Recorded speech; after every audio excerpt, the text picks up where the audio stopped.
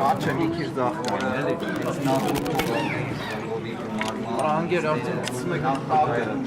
հագի գախբեր դեմս բացել Մշտապես ունեցել է նաև վեհապար հայրապետի խոսքի ապահովման գործառույթը։ Ինքը այսօր հայտնեց, որ վերջինս դրա հետ որևէ առնչություն չունի, բայց կարծում եմ այստեղ մենք գործ ունեցանք կիսա ճշմարտության հետ, թե ինչ պատիվ է բերում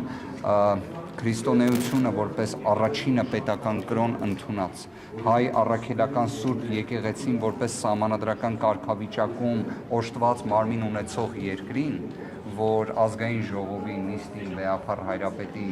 բացման խոսքը օրհնությունը չընչի, ես չեմ պատկերացնում։ Պարզապես կարող եմ ասել, որ սա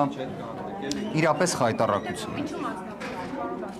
Մենք հարցը բարձրաձայնեցինք, մենք խնդիրը ընդգծեցինք, մենք մի քանի փուլով դա արեցինք իդեպ, մեկ դեպքում պարզապես բարձրախոսերը նույնիսկ միացված չէին, ես հույս ունեմ, որ դուք նշվածը եւս արձանագրեցիք, ինչևէ, գիտեք, մյուս կողմից էլ նայենք այսպես, որ այս ամենը եւս մեկ անգամ ցույց է տալիս, որ մեր վճռականությունը երբեք պետք է չպակասի, որ իսկապես անելիքներ շատ կան։ Այլ հարց, որ ուղղակի կան չէ խնդիրներ, որոնք պատկերացնում ես, որ երբևէ չի լինի։ Ինչ որ կարմիր գծեր կան, որ մտածում ես այդ մի խնդիրը չի լինի։ Ցավոք, այս դեպքն է տեսանք։ Իսկ ինչ որ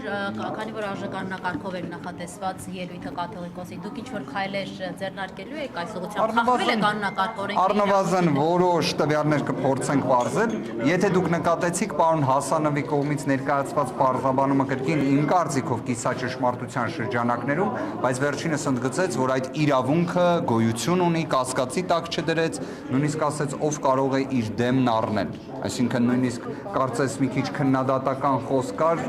երևի թե քաղաքացիական պայմանագրին ուղղված, բայց երևի թե պարոն Հասանովը տեղյակ չէ,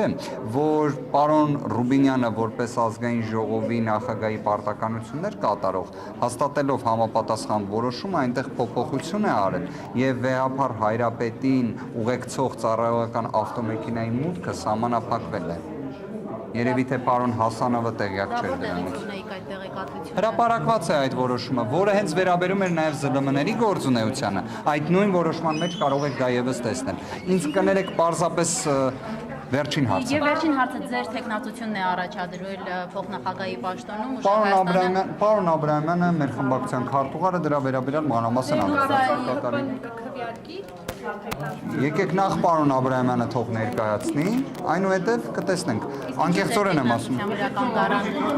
Նախ պարոն Աբրահամյանը թող ներկայացնի տեխնացությունը, որից հետո խոսենք։ Թող պարոն Աբրահամյանը ներկայացնի տեխնացուի անուն ազգանունը, որից հետո խոսենք։ Շնորհակալ եմ։